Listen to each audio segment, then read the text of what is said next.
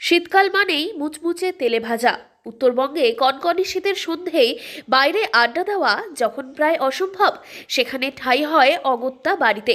শীতের সন্ধেয় আড্ডায় মুচমুচে তেলে ভাজা হবে না তা কি করে হয়? এদিকে একঘেয়ে আলুর চপ, মাংসের চপ, ভেজিটেবল চপ খেতে আর ভালো লাগছে না।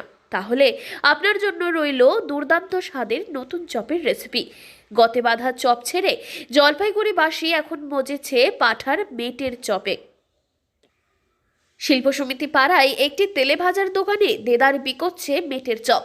অনেকে ভ্রু কোচকালেও বেশ পছন্দ করেন বেশিরভাগই।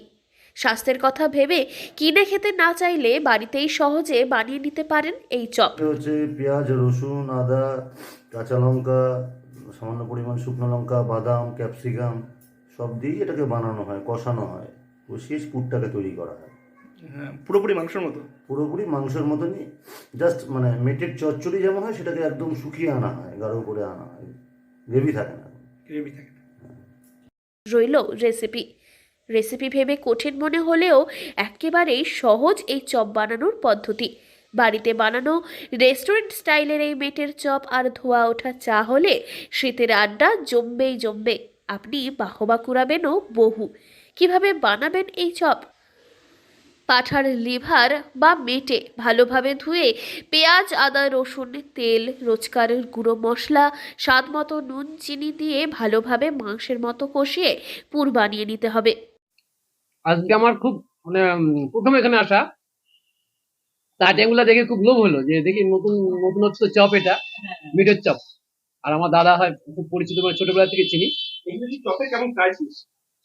চপ জলপাইগুড়ি তো বরাবরই চপের চপের এটা তো থাকবেই, নেই এখন তো ফোন করছে যে চপ আছে, কিন্তু দাদা বলছে 2-3টা আছে, আর সব আইটেমই শেষ। অন্যদিকে আলু সেদ্ধ করে তাতে সামান্য পেঁয়াজ, আদা, রসুনের রস ও স্বাদ মতো নুন দিয়ে মেখে নিতে হবে।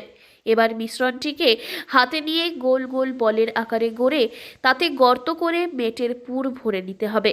ডিমের ব্যাটার আর বিস্কুটের গুঁড়োয় ডুবিয়ে নিয়ে ডুবো তেলে ভেজে নিলেই তৈরি গরম গরম মুচমুচে স্বাদের মেটের চপ। পাঁঠার মাংস খেতে তো সবাই খুবই ভালোবাসে, পাঁঠার মেটের চপও মন জয় করে নেবে সকলের। একবার বানিয়ে দেখতেই পারেন। জলপাইগুড়ি থেকে সুরজিৎ দে, লোকাল 18 বাংলা।